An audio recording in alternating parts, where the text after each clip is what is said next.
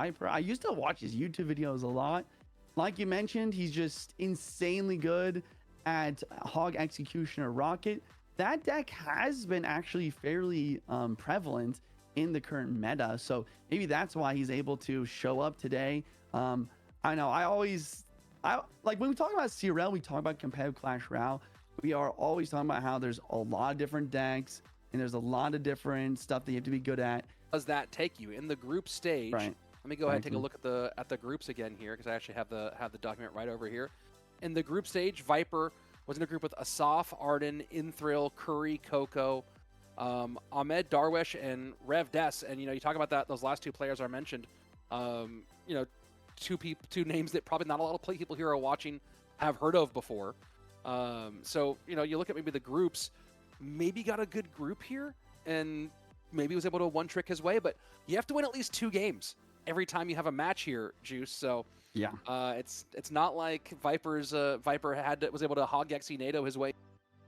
Oh yeah, the Miner Poison probably could outpace the Rocket Cycle. The Miner did get a not HP, but a damage nerf recently in the last patch though, so it'll be interesting. But it looks like that's not what we're gonna be seeing here in game 1. We have Archers and a Tornado from Hazard, maybe using a Mortar, a Rocket Cycle deck here, and Viiper going with the Miner Evo Zappin back.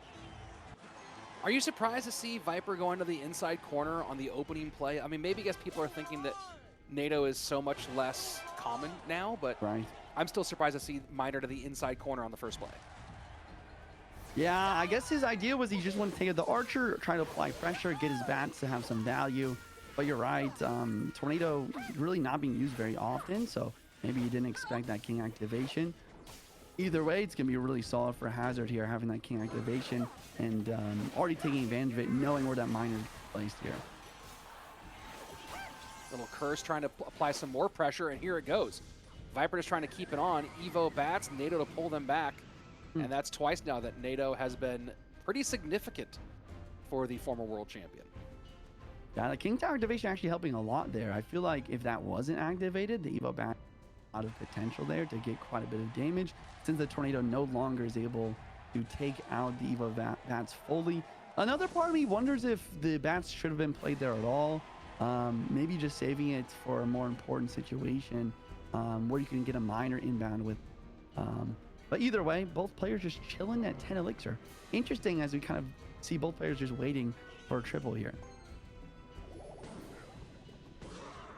And easy call from Igor to clean that up.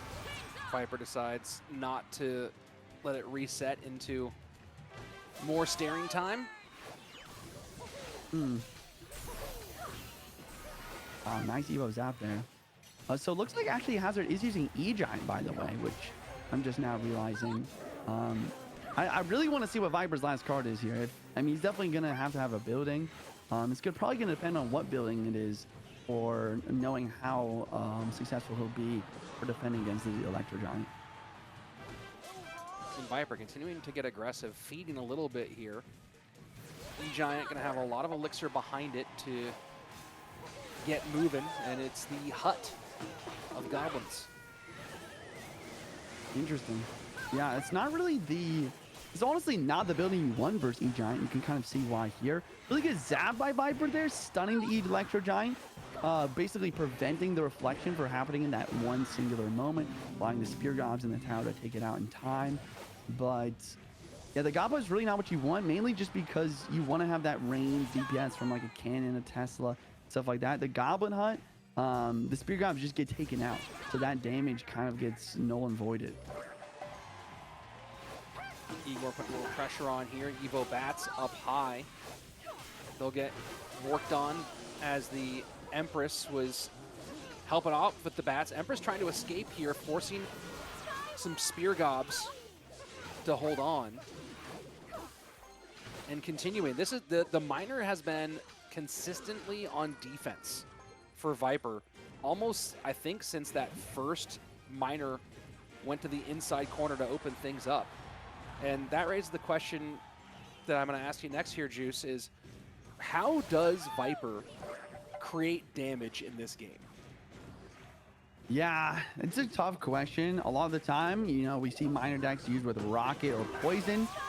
So that you have that secondary defensive win or not defensive win condition, but there's win condition for a secondary source of damage.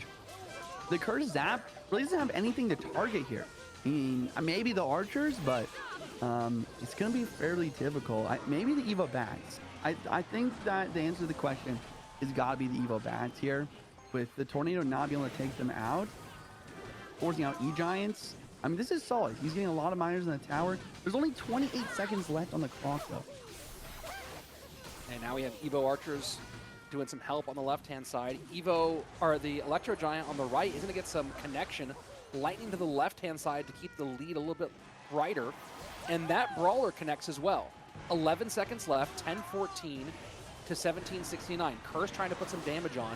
This miner has to connect for Viper, or that's it. And the miner does connect. Lightning will get on, though, and that's GG. Well played. Game number 1 for Igor. Yeah, Igor played it well. I mean, maybe Viper just realized he had to go opposite lane too to try and take out stuff like Furnace off the board and stuff like that. Just because, once again, there is a limited amount of spells, and it does do decent when paired with like God Curse and Evo Zap and stuff like that. And it is ironic that there was a void in your mind for the void. So that played out well. Oh, Rich. Oh, Rich. Always coming out with the puns, man. I mean, good stuff. Good stuff. I took me a second. I honestly couldn't even understand what you're saying for a minute there, but I was like, dude. And here's a little Exy out of Viper. So let's see what he's putting together in game number 2. Do you think, again, not having seen Viper, not paid attention to Viper for a while, and he's going to Ram Rider here with the Executioner. Yeah, this is interesting. Yeah, this is a pretty common deck. I mean, fairly common deck. I don't really understand the synergy. Like, this is one of the weirdest decks in the game, but you can see it working well here. I mean, the Executioner plus Ram Rider push, the Snowball on offense, taking out those guards, huge damage connection. Yeah, I guess the biggest synergy, instead of like the Exy Nado, since Nado is really not very good anymore, you have that Exy plus Evo Snowball combination does a good job for trying to get those Exy lined on tower.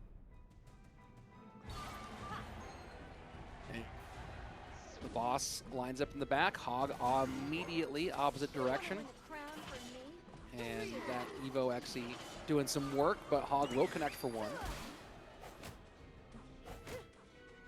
He's gonna have enough for a Ram Rider right now. We'll see if he goes for it.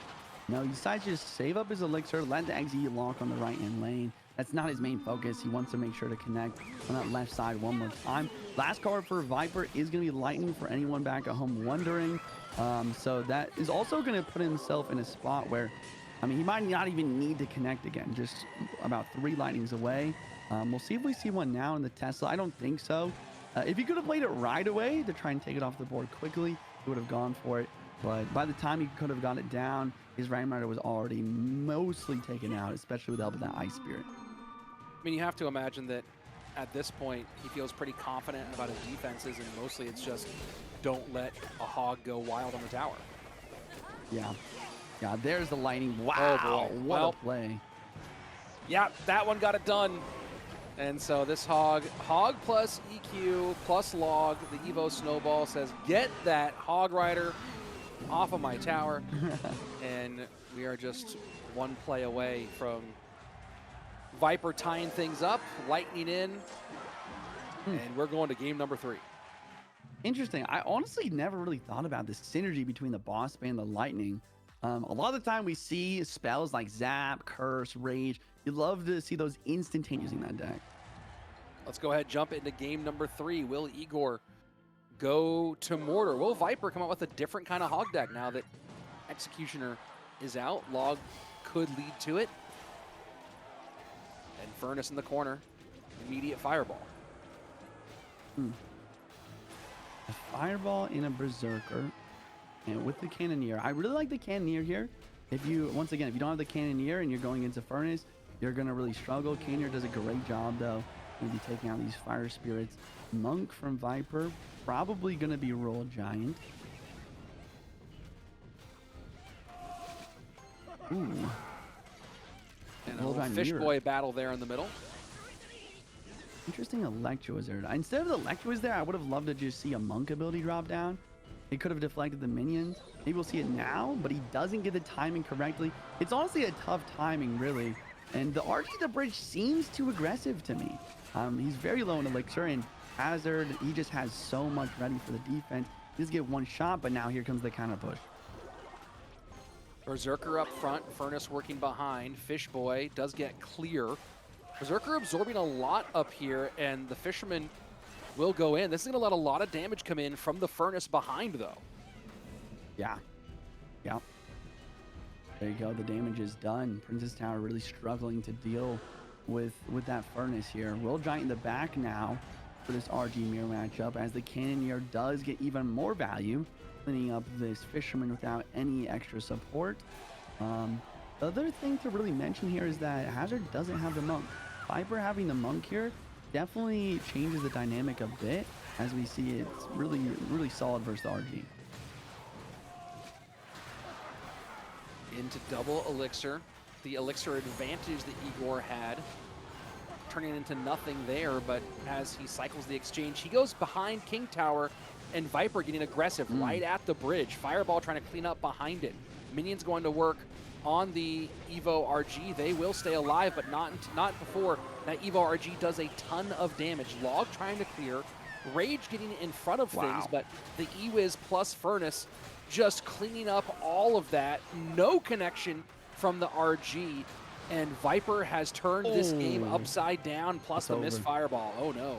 Yeah, it's over, honestly. You cannot miss a fireball onto the Evo Furnace. The Furnace is going to wipe out everything, spawning infinite amounts of fire spirits. Fireball dropping down to clear the minions. RG connects, and Viper with maybe even a bit of an upset here, taking the 2-1 to Igor here. Wow, insane stuff. What a big win for Viper, who I can't tell if is he looking at the camera. He's looking at the side of the camera. I thought he was just giving us a cold look into the camera after that win for us. The skill that they can show off is when there's a meta that's healthy for them. And so if the meta's going well, it doesn't matter that he only has one incredible deck and then he's got a lot of like random decks. That can just be enough to be able to win an entire monthly final. It can be enough to make it to the World Finals. So, you know, with Viper, there's always going to be an opportunity for him. Obviously only saw Viper very briefly yesterday after his first round bye, and then a quick 2-1 win over Igor's. We're going to hop into game number 1 here. Viper bottom of your screen. Clown at the top. Clown looking like he's leaning into some cheese. We used to have the cheese deck with the Elixir Golem and Barb HUD, I believe, whatever it was that made me want to throw my phone. And now there's the new version of it, which, you know, has the Demolisher, the Evo Gob Giant, has a Bomber or a Lumberjack, and yeah, sometimes a P.E.K.K.A. It's just horrible. It's just horrible to play against. I was waiting for some sort of comment like that. It really is brutal to play, but see, the way I look at it, super entertaining when I'm the one watching. And so I'm glad we get to be talking about it instead of having to go against it. Yeah, and you know, the whole giant skeleton, you know, we didn't see a lot of it yesterday. We actually saw it for the first time on both sides of the board in a specific matchup, which I thought was always like one of those fascinating things that can happen on any given Clash Royale Sunday. But giant skeleton may be a good way to deal with this deck. You know, obviously it's all about the pileup and the bridge. I think the thing that's so frustrating about it, though, is that it's just so strong. It's so heavy. You know, it might not be enough, and then you couple it with the curse. Will the giant skeleton bomb be enough? Nice King Tower activation there with the Fishboy from Viper. I think that's going to be really, really helpful. And spends the zap. I actually like spending the zap there so that the Demolisher doesn't get the shot off on the tower. Yeah, always going to be okay with that. And I think Viper is recognizing that because of the way the matchup is, he just wants to limit any kind of chip damage. He knows that if he defends properly, if he does everything that he needs to do in this match, he can walk away with a win. So I totally agree with you. I love that he used the zap right there. So here we go. Gob Giant going to the center. Evo Gob Giant, going to be easy work for that Furnace. Skeleton, Giant Skelly holding the line. Skeleton King still takes a little bit of that damage, but another Giant Skeleton comes down, and all of a sudden, this is a horrifying push. Evo Lumberjack just gets eviscerated. First coming in. Wow, but right there, Yeah. relatively clean defense. Giant Skeleton Bomb not going to be able to explode on top of the Bomber as well. So, I mean, as scary, as intimidating as that push looked like for Viiper, Clown going to defend it pretty well. And nice little chip shot from the Bomber. And this is what we see Clown doing a lot. This is why I was kind of saying he's like the combination of a couple players, part of it methodical, part of it like big bang plays. That was an incredibly clean defense, unfazed, still in the damage lead, gonna get right back on offense. That Evo Lumberjack dropping the rage and then staying alive to help clean things up was absolutely imperative. And then I think the other thing that Clown is starting to recognize, and there it is again, I was just going to say, he's got a level 13 Spirit Empress on the board. He needs to keep these Spirit Empresses cycled in the back. The range on them is absolutely imperative, the damage on them, and there's really no good way for Viiper to get to that Spirit Empress. Once again, like I was talking about before, is just her matchup dependency and her impact is really, really fascinating. Yeah, and right there, kind of an unfortunate interaction for Clown. Yeah. He still defended it relatively properly, but all the skeletons kept spawning on the opposite side of the Lumberjack. The Lumberjack kept running around the tower, got a little bit too much chip damage, and Clown gonna, and Viiper gonna take the lead now because of that interaction. Nice snipe there with the Lumberjack from Clown to distract the Fish Boy, but actually still doesn't get much out of it. 20-21, 21-31. Clown in the lead. Viiper going to try to get right back on offense with the Giant Skeleton plus Graveyard Push. There it is. Does he have Evo Zap? Yes, he does. Takes the Bomber off the board. I also love that about Viper's patience. He's been doing such a good job of recognizing I can't go in for a Graveyard Push unless I can deal with that Bomber. Yeah, and right here, 16 seconds left. It looks like Viper has defended properly. He's just getting enough chip damage. The Lumberjack plus the Rage not going to be enough pretty much ever. Fisherman in the middle to protect from the Lumberjack. And what a game from Viper. No chip damage at the end. And he's going to walk away with a win. I mean, the tale of two great defenses throughout that. You saw the Desperation Lumberjack plus minions at the end of the game, kind of showing that Clown's throwing in the white towel as just a last-ditch effort to make anything happen. And, I mean, beautiful stuff there from Viper. Probably knows from playing this matchup and playing against these types of cards enough on ladder that, a big thing that one of the biggest with Hog EQ in game number 3 with Monk RG. And then, of course, we saw him at the end of the day taking out Mugi 2-1 as well. Evo Tesla, so popular this weekend. Maybe the most popular defensive building. Not what I was expecting. Very little cannon. Tesla's obviously, I think, being thrown in the mix because the Evolution Blast and then the ability to get on top of air units, as we're seeing a lot more air units, just in terms of the minions and the Spirit Empress. But AC, any thoughts from you specifically, as of course an Evo Cannon comes out on one side of the board, on why the Tesla is a lot more popular than the other buildings this weekend? Yeah, that's a really good question and a really good observation. You do probably have to assume it's because of the minions buff, and Tesla at the end of the day, it's never going to be that much worse than a cannon in a lot of interactions. So I think a lot of people are saying, in certain matchups it's going to help considerably. In certain matches, it's probably going to hurt a little bit. But when you pair those two up together, it's like, well, you might as well play it. So I think a lot of players are just kind of saying, this just makes sense right now, even though I don't necessarily love it.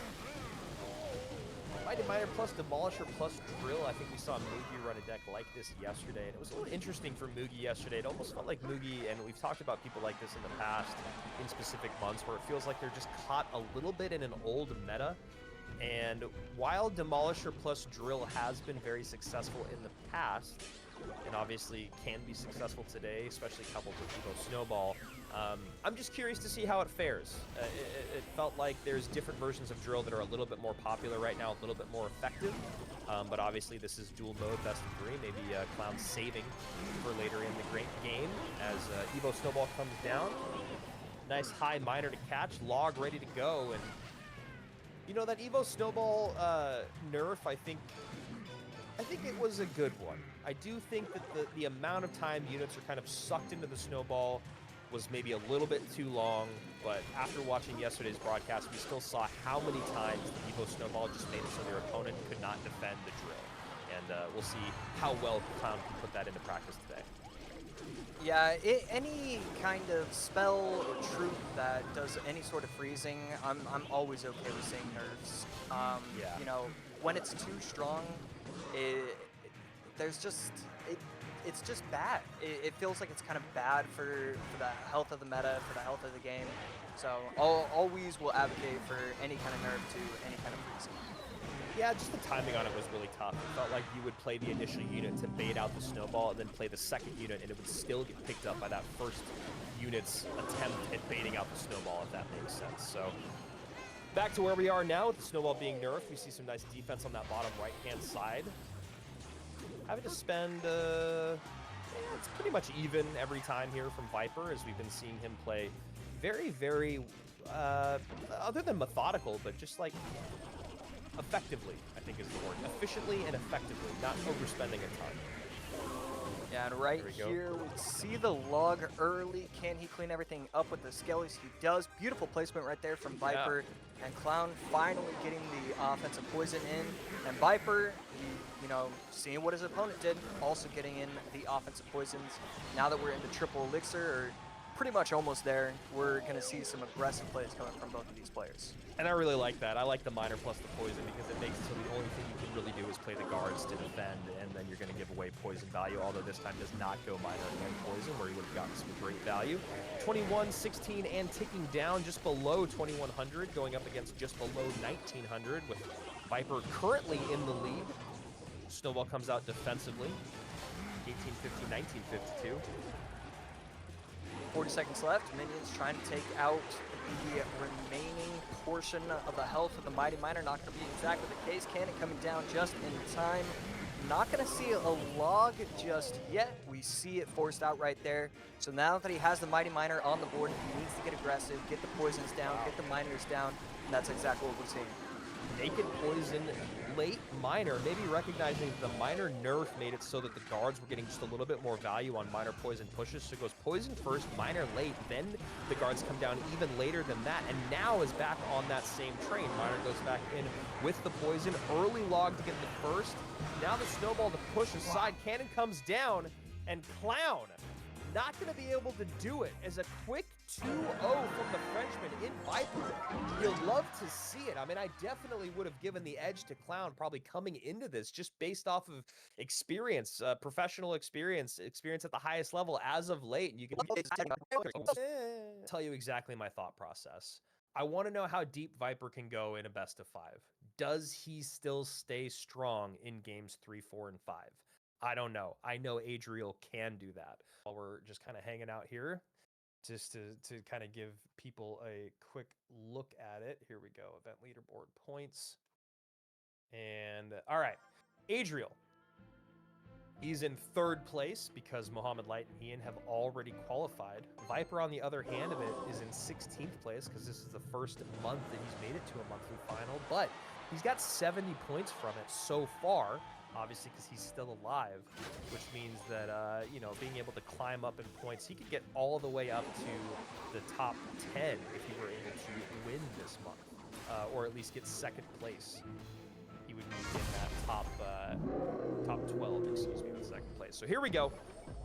Game number 1 of this best of 5. As you guys can see, 5 crowns on that right-hand side. That is not a mistake. That is just for us to get excited about. Adriel going to go with Miner Control, it looks like, here in game number 1.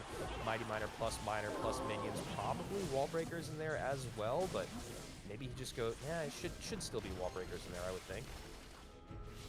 Good timing with the log coming in from Adriel. Going to clean that up really, really easily, really smoothly. Viiper on the other side, going to be running Snowball plus arrow, so definitely have to take a look at both of the spells being used. Is that something that could be a detriment as the set goes along? All of these are going to be analyzed very closely as we head into this best of 5. Wall breakers coming out there on the left-hand side. Snowball to meet, and Yeah, interesting synergy here in this deck from Viper. I kind of like it. It's like you got the Gobstein with maybe the Furnace behind, and then you get the Drill to come in, Evo Snowball, all of those things coming together. I can see it. I can see the vision. I'm very curious if it actually fares well running into this Evo Tesla, and then that Poison can put in a lot of work. Yeah, Adriel just cycles so quickly and has so many troops on the board that either give him positive interactions or positive elixir trades. It's just going to be tough for Viper to get an offensive push because the Goblinstein with the Doctor is always going to get poisoned out. The Furnace never really that big of a problem. So we'll have to see. I think he's definitely going to wait for triple elixir, but yeah, I just don't know exactly how he wants to get past this defense. Yeah, I mean, that's kind of what I was saying, is like this deck has a lot of pieces that feel like they work together and make sense. The only problem is that every deck works together and makes sense until you run into the 8 cards that your opponent is running. And right now, the 8 cards that Adriel is running, he's already, like, that whole time you were talking about him making Viper spend more and making his plays and all that, and just like kind of controlling the elixir conversation. He was doing all that in that moment. He was going minor wall breakers, and then he played minions, and he baited out the Evo Furnace. So that's just something that we're going to probably see a lot of. Right now, game very, very close, 26-81 to 26-26. That minor comes in and actually gives Adriel the lead. Along with those wall breakers connecting, gives him a substantial lead. Right-hand side, not a lot of elixir in the tank. There goes the bomb from the Mighty Miner and another set of minions at the bridge. The aggression from Adriel right now is relentless. Yeah, Viper forcing out the arrows once again. The wall breakers just getting value every single time. The Evo wall breakers getting value plus chip damage at the very end. The wall breakers forcing out this, forcing out that. I mean, it's just incredible the amount of pressure we've seen so far. And these minions, I talked about it earlier on, that I was excited to see how the minions would fare in today's Championship Sunday, but also the monthly final in general. And I mean, they seem to be doing well. Yeah, really, really well. We saw Adriel run yesterday that Mortar double minions deck that was pretty cool. We've seen that pop up on ladder just a little bit over the last couple weeks. And obviously not bringing it out here today, but minions doing very, very well. Yeah, such an interesting buff. Like, do they need a speed buff or do they need an attack range buff? As of right now, the attack range buff seems to be incredibly strong. Yeah, and so right now, 36 seconds left. Adriel, no chance, or yes, the Mighty Miner is on the board, so he's going to have a 3-card cycle. That minion's going to connect. Oh, no. Guards, or excuse me, the spears pull it over just in time, and then the arrows come down. That's one interaction that's changed, just like kind of how buildings don't pull the exact same way as they used to. Those minions with their increased range, getting that third one can be a little difficult when you're playing units in the middle of distract. Tesla able to take it out in time. A damage advantage right now, so he can win this just by playing some solid defense. And I think that's exactly what we're going to see. Viper, I liked Viper's triple elixir play. I thought he did a great job of trying to get pressure on top of the tower. But Adriel, I mean, as soon as he recognized that it was going to be insurmountable, just turtled up, defended well, and just a brilliant game one for him. Yeah, and it's Here with you. Let's get this popping. all right. You heard it here first. On broadcast, 7x Elixir, final 30 seconds, maybe coming in 2039. Here we go. Viper bottom of your screen, Adriel at the top. Adriel yet to lose a game this weekend. Can he keep the train rolling? We'll find out. And if I'm Pedro, I need Adriel to lose a game before he runs into me, if that's the case, and that's the way that this set's going to go. Viper obviously still has 4 games to turn things around. Not going to count him out yet. Just saying that about Adriel because that is an impressive feat after as many sets as he has played. Adriel going to be running Hog, Bar Barrel, Ice Spirit. Viper, on the other hand, going to be running Minor Wall Breakers. Probably the exact same deck that we just saw from Pedro in game number 1. Adriel probably going to be running the Lightning variant. Still a couple cards to go, so we will wait patiently and see what Adriel wants to follow up. Let's steal the show. And the Boss Bandit. I like the Boss Bandit. How do you feel about Boss Bandit right now in the meta? Is it and in terms of balances? well balanced, well in the meta, needs a little bit of a balance. What are your thoughts?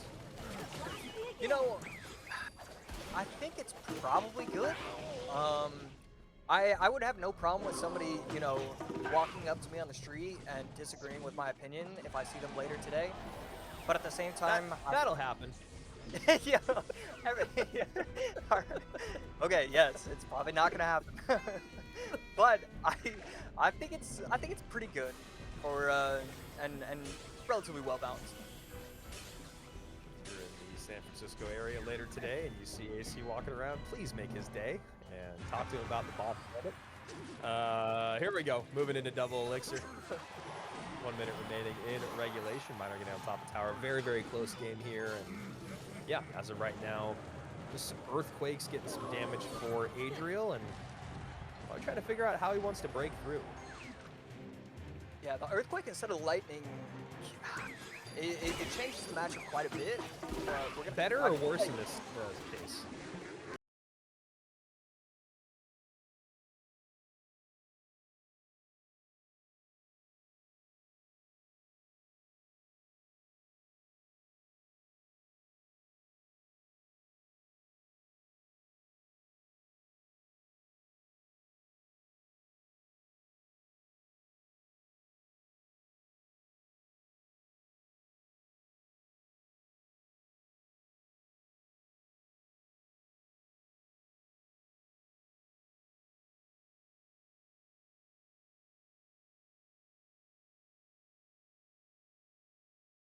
Long, and want to give a shout out to his coach, right? We were talking about coaching earlier, and Jebez is working with Adriel right now, and I think Jebez is also working with Viiper, and so this becomes one of those really interesting conversations, which we've had many times in the past, and I want to make sure I'm not just talking over any good action here. It seems like this defense is going to be pretty clean, but a lot of times in the past, AC, and you can chime in on this because obviously you were a pro, but usually when one coach is coaching two players, they just step away for that said set. And I'm curious if that's what Jebus is doing here. Yeah, I think I saw a little bit of a discussion saying that one of these two players, I can't remember which one between these two, has like a secondary coach. So yeah. You know, it'll be really interesting, but yes, oftentimes when two players shared a coach, it would just be left up to the players. But then it would always get weird because, like, you know, players actively go for coaches because they don't want to have to be in those kind of situations. So it, I don't know. It's always been kind of a funky thing to have two players with the same coach get matched up. And I think it's Jay Daniel, if I'm reading that correctly, might be the other person working with him. So as of right now, Viiper, though, in the lead. This minor poison control deck. Just going chip damage here and there, and poison value here and there. 1744, Hog in the back here. Angel trying to see if he can make something happen with that 3-card cycle. Evo Firecracker, 2 Hogs coming down. Problem is, you got 2 Hogs against nothing. You know, you got no support. You just got 2 Hogs going directly into a big push of Mighty Miner, Minions, Tesla, and we're all evened up after game number 2. Yeah, beautiful gameplay from Viiper to take game number 2 overall, and I think I was misspoken.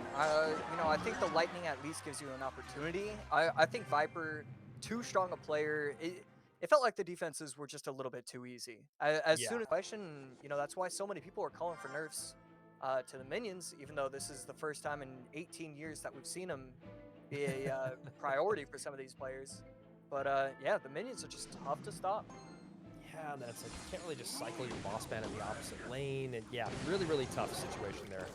Would love to hear a pro or a coach really break that down, but here we go. Game number 3. Viper already looking like you could be going some form of mortar. Atrial technically could too. There's been versions of mortar with Spirit Empress and Ice Wiz, but for some reason probably not. Yeah, it's definitely up in the air, but now that the arrows and the Goblin Gang have both been shown, it's definitely looking more and more likely. The Spirit Goblins, can they take out the Dark Goblin entirely? Not going to be the case. The Viper, 3 Spirit Goblins and a Dark Goblin. How does Adriel want to defend? And he's going to choose the Berserker. So I believe it's going to be mortar on mortar. Yeah, I think so. It makes sense too with the two Cannoneer towers, as Cannoneers coupled with mortar 90+% of the time. And nice placement there on that Skelly King, not allowing any death damage or skeleton damage. That's a little bit harder than he made it look, honestly. Yeah. That's not what happens when I do. Yeah, me neither. So one of the interactions that like kind of blows my mind nowadays is that the bar barrel gets chip shots, chip damage on top of the tower, even against the Cannoneer. And right there, a lot of chip damage coming in from the mortar. Just nothing in cycle for Viper, I guess. Yeah, Viper just holding, waiting for the mortar to connect, then goes Dark Goblin, baits out the arrows, then goes Goblin Gang, and just not an ideal way to kind of start this somewhat mirror matchup. And yeah, those new interactions with the Cannoneer are weird. The one that gets me the most for some reason is the Barbarian is definitely number 2, but the Bomber. I don't know why the Bomber always gets me. I'm always like, you should not live through this, and it always does. I didn't even know that a 2-shot bomber. Maybe I'm just lying. Oh, that seems good for my job. Yeah, it's definitely one of those interactions that I actually don't think it's a bad interaction. I actually think the changes they made are good. I think it's good that wall breakers actually have an effect now, and I think it's good that you can't just ignore all these 2 elixir cards. So shout out to the balance team once again as we see a mortar come out here for Viper trying to even things up. Spirit Empress meets Spirit Empress. Dark Goblin meets Berserker. And this gang should be more than enough to... Actually, you know what? Excuse me. Really nice barrel plus Dark Goblin, but Spirit Empress puts in that damage with that range. right there, the Evo barrel protected. Is it going to get the double shot, double connection? Not. Did he defend properly with the Skeleton King again? I think so. I mean, it looks like it took 100 damage, I think, so maybe one of the barrels popped. Yeah, right there. I mean, Viper doing everything that he can. I just watched the replay. He didn't take a single lick of damage right there. Yeah, just brilliant stuff with the Skeleton King and Adriel. Like, hit damage though. That is what I'm so curious about here with Vipers. How is he going to break through 2134 to 1817? It's been a while since Vipers gotten some damage in as he sets up this Evil Mortar on the right-hand side. Berserker up high. Hiding opposite. Feels like a good moment here. Evil Mortar could get a connection. There's the game coming down. Yeah, we definitely can't protect the mortar any more so because he knows his opponent wants the arrows on top. He does. Yep, there it is. Can he catch the barb? He does. So clean defense right there. And Adriel, I mean, both of these players just playing out of their minds. This is top really. company. Yeah, Adriel's just been in the lead for a bit, but honestly, not by much. And there we go. Good pull there on the Evo barrel. Going to get a good setup here for the next 30 seconds or so, it feels like. Not going to be able to get back on offense with the mortar is Viper, so he tries it. He's going to try to force it here in the middle, but just nothing he's going to be able to do it there. Spirit Empress on the board. Evo mortar doesn't lock, but will get a shot. Yeah, look at the right lane though. The Skeletons getting on top of the tower, getting it all the way down to sub 1,000 HP. Arrows coming down on offense. Plus the Empress. The left lane still needs to be defended. The right lane going down entirely. Adriel taking the 2-1 set lead. And I mean, it was just pretty much perfection from both of these players. I think Adriel's deck just fared so well. The arrows plus the Ice Whiz just changed a relative mirror match into... It does so much damage on the tower, and yeah, the fact that you're not going to really want to spell it off the board by itself. So all those things coming together for the Berserker, making it just such a fascinating card. I love how much we've seen it this weekend, and here we go. Game number 4. Adriel up 2-1, could win it right here, and then secure himself a spot in the top 2, at least a silver ticket. Viper trying to change that tune right now. 1 game in the bank, and only 1 life to live here as Adriel starts with his Evo Furnace in the back. And Mother Witch. Haven't seen Mother Witch a lot other than from OP Sam's deck. And we're going Golden Knight, Mother Witch here on the left-hand side. We've seen versions of Piggies with this in the past. There's that light. And There we go. It's going to be Mother Witch, E-Giant. E-Giant, medium matchup, or medium fair yesterday. I think it won 1, lost 1. But, running into a Big Mama P.E.K.K.A AC, that is not ideal if you're running E-Giant.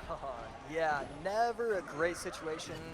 Cannon plus Bomber is going to defend pretty well, and I really thought he was kind of a 1/10 of a second away from activating the Golden Knight.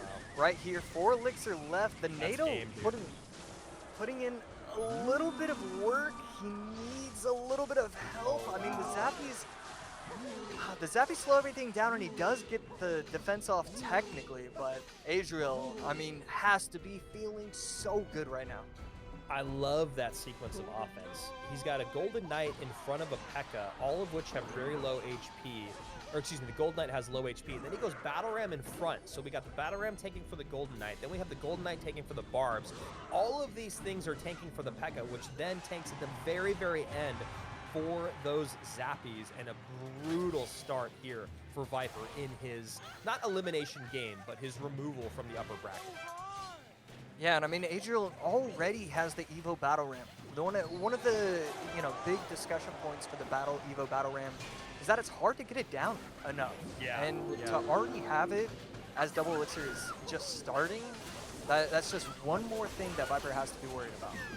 Yeah, that's a really good point that you make about the Evo Battle Ram. It does seem like it is hard to get it in cycle, but man, it can be one of the most difficult Evos to manage in the game. I mean, honestly, the Evo Furnace is one of them as well. And look at that lightning. My goodness. You can see Adriel, I mean, barely you can see Adriel because we're only seeing the top of his eyes and his forehead mainly, but you can tell very unhappy about giving away that value. He's had a pretty dominant Elixir lead and damage lead this entire game, and that just changed everything. We're going to see if he can turn it into a big push here. Yeah, right there, Golden Knight's dash. Yep. Oh, beautiful right there. I thought that was kind of a interesting situation. I thought he had already used the Golden Knight dash, so just I thought he was just going on my opinion. I thought he was going to get on tower. I thought that Golden Knight should have connected the tower, especially with the NATO help, but just not in range for Viper. And now that Furnace gets a splash on tower, and man, 946 remains, no big spells, so Viper has to remember that there is always a way out, but not looking good as of right now. 2370, the weakest tower for Adriel. 946, the weakest tower for Viper.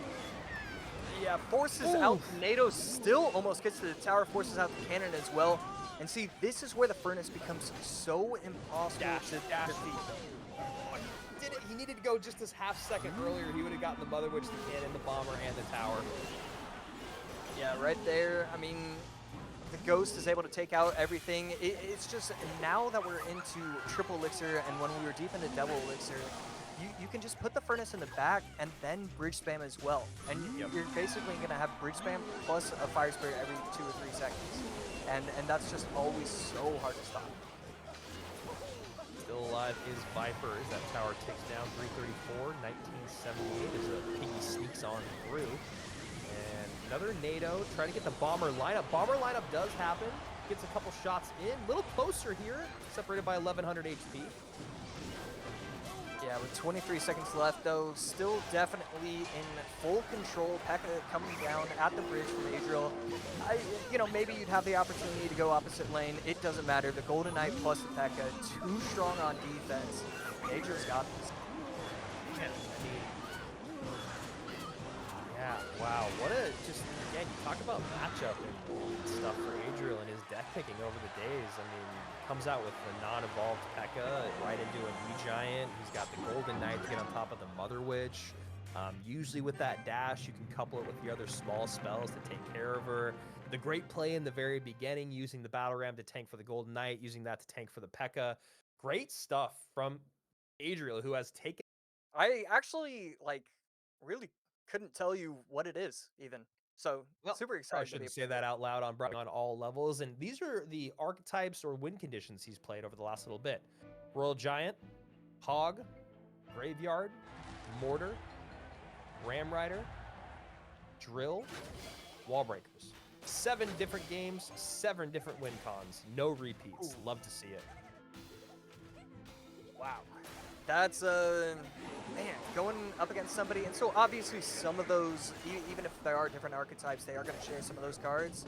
But knowing that you just used 4 different decks, you kind of showcased your strategy going into these BO5s, and then seeing that your opponent hasn't repeated a single deck. I mean, it's just one more thing to give all the momentum in the world to Pedro. You guys can see there the prize money one. I feel like this early of a graveyard and graveyard, what looks like a graveyard mirror matchup, but we shall see. I was just going to say, you look at there on the left-hand side of your screen, 2023, great year for Pedro, picking up over $140,000,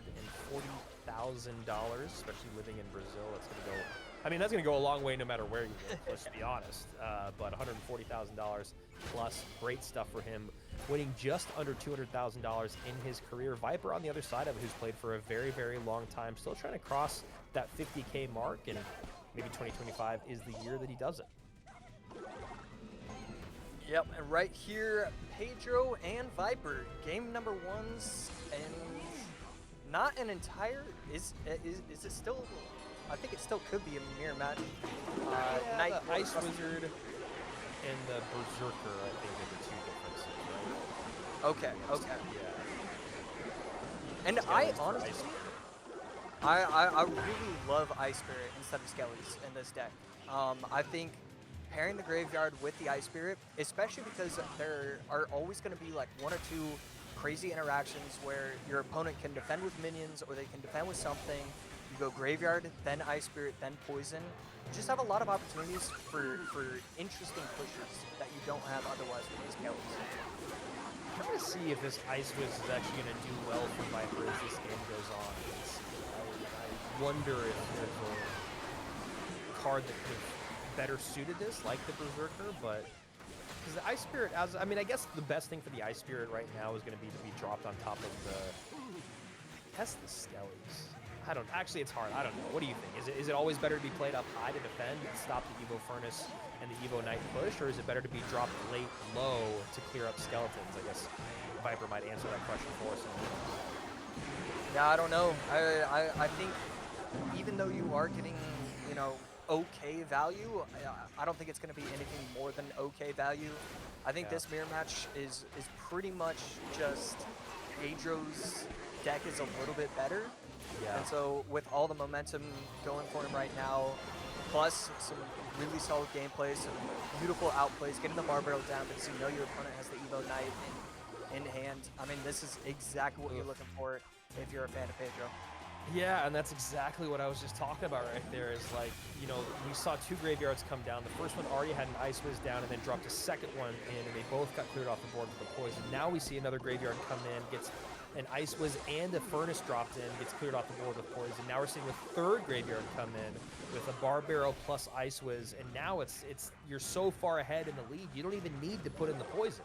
I mean, I know it's only 1,000 HP in its graveyard, but it's still a tall hill to climb when your opponent has Berserker and poison. Yeah, defensive poison coming out from Pedro. The Knight putting in a lot of work, and this Furnace getting, you know, quite a bit of value. You know, the Furnaces going across the bridge, they're tough to stop, and we're seeing right here that, you know, he can bring himself back into this game. Damage is in. Narrows that gap just a hair, and he gets right back on offense, does Viiper. There's an offensive poison on top of the Furnace and a defensive poison on top of the GUI. And, you know, Pedro doing, I think, exactly, though, what you want your opponent, or what you want to do is make your opponent feel a little comfortable, make them get back in the swing of offense and then instead of the swing of defense, get some good defenses in, send in 1 more graveyard to put, you know, the nail in the coffin. I mean, we're only separated by 400. Things could change here. 1 skeleton looks like it connects on the top there. Poison does come in, but that's not going to be enough. Yeah, Pedro with a stellar game number 1. Very few mistakes, if any.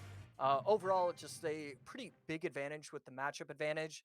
And then at the same time, that I'm going to be there on day number 2. So we'll see if Viiper can change at least my tune, because I know that he is good enough to do it. But as of right now, it feels like Pedro and Adriel setting up for a grand finals where we will be seeing another drop. And I think we are getting confirmation that it is an emote drop. So Emote stop drop? typing exclamation point something in the chat because it doesn't work. You don't love it at this point? I hate it more than almost anything. Them telling us to be quiet, start the games, and stop yapping, I hate 5% less than this. That's how much it bothers me. Because for 9 years, we've not been able to control the pace of the game, so if you say that at this point, it's still just wild to me, but the fact that, like, thousands of people are doing something that doesn't work relentlessly, it just, like, it cracks me up. And right there, wow, Pedro, those are the interactions where Yeah. like other people would have gone defensive mortar. And the reason, and because he doesn't, that's one shot on the tower, plus it allows him to get the elixir and required to be able to defend the boss bandit. I mean, just nobody else is making these plays. No, it's just again levels, the calm, the poise, the fact that he's laughing right now, like that, all those things. It's the same thing as Mo, like sipping on his little cup of, you know, water or tea or whatever you want to call it, and then looking into the camera and smiling. There's just, when you see the guy that you're going up against on that next level, it's a scary thing. Goblin Gang placed at the bridge. The Ghost going to come down in time and be able to clean that up very nicely. Pretty incredible interaction going there in the favor of Viper, and Cannon Cart shown from Pedro. We've seen a little bit of Cannon Cart, and not surprised to see it in a best of 5. Cannon Cart really strong right now, but it feels like a little bit overshadowed by a lot of the other things, changes that have happened in the game. For a King Tower activation there, not going to get it. Hard to do with the Evo Mortar, hard to do with the guards, hard to do in general. Okay, just a very interesting interaction. Needs the Ghost to get the shot. I mean, this could be real trouble coming in for Viper. That's a little bit too much spent for not a lot of defense happening. It feels like this right-hand side is going to be a ton of trouble. Cannon Cart connects after the Dart Goblin connects. Cannon Cart still getting tanked for. Mortar on the tower. Game 2 already locked up, AC. Yeah, the Cannon Cart getting way too much value.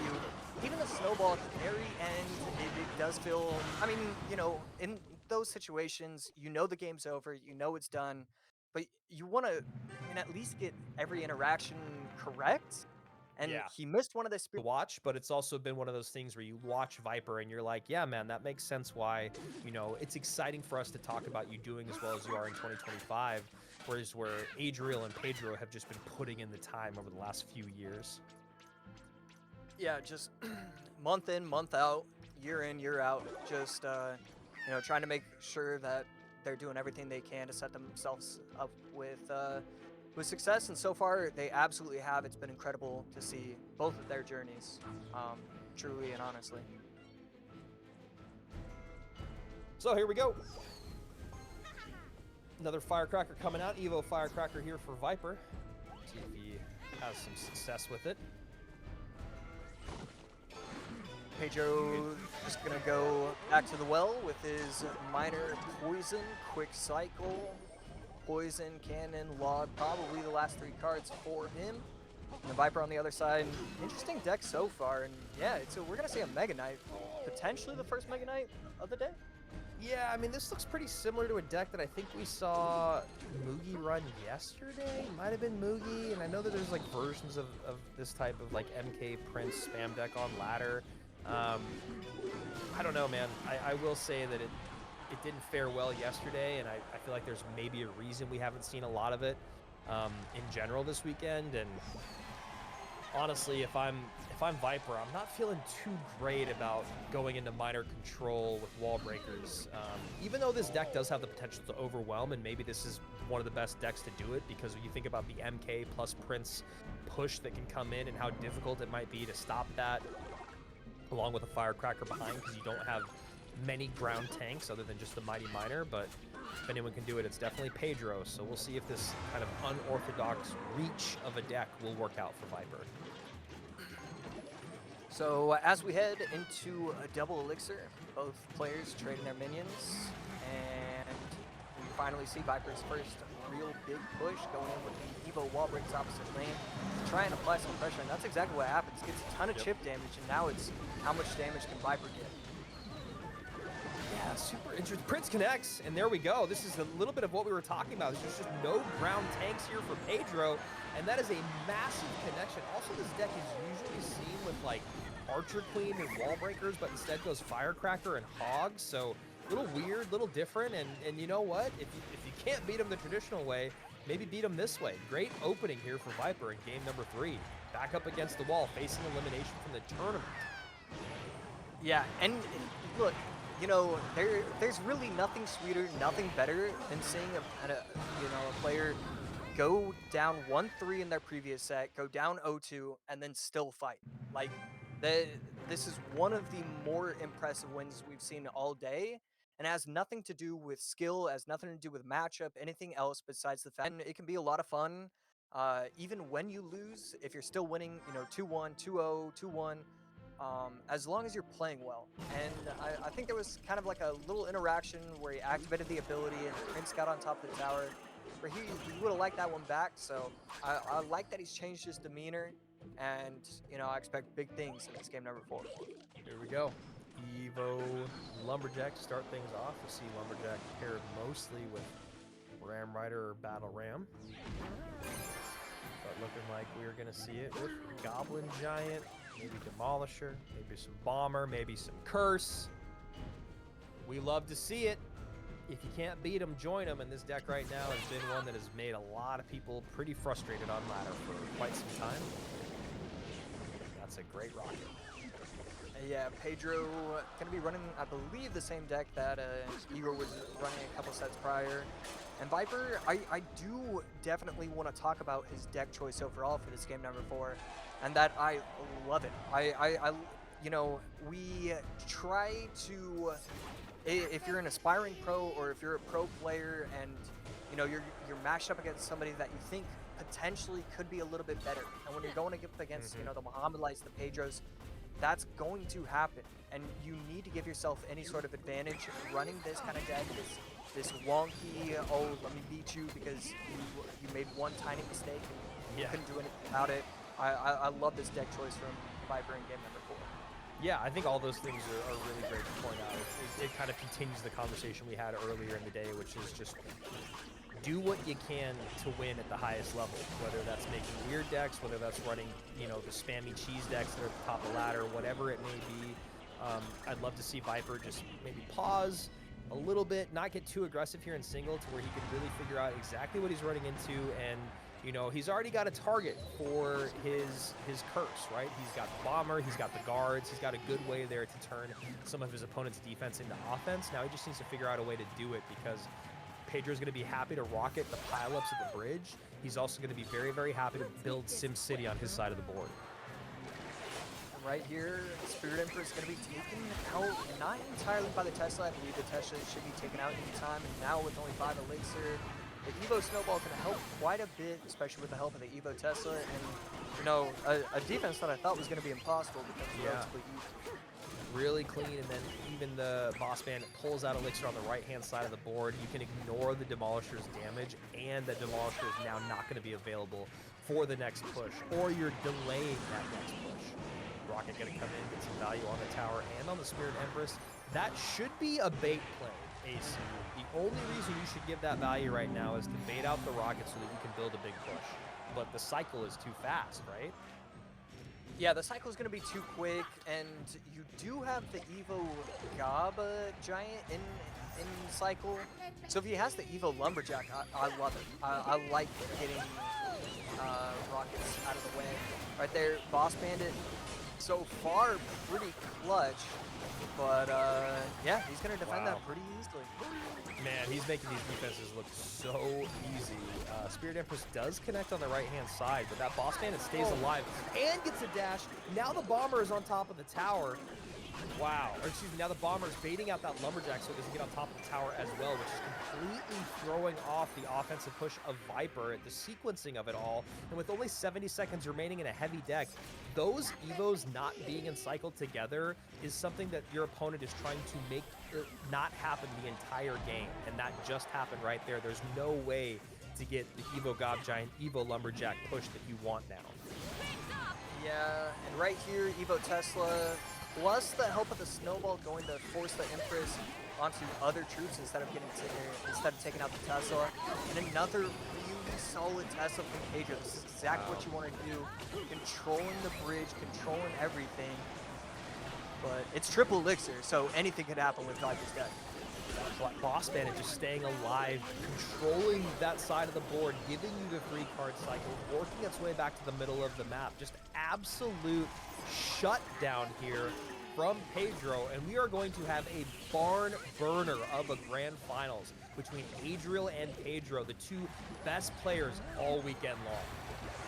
Yeah, right here, going in aggressively at the bridge, exactly what you should be doing with 10 seconds left. Rocket plus Snowball plus Tesla, nothing will ever get through that defense. And game 4 is going to go Pedro's way. Man, that was just beautiful. I mean, you talk about that mortar game earlier that I was saying was just absolutely beautiful. Here we are with Pedro running another absolutely perfect game of just going, hey, I know what you got. I know how you can put it together.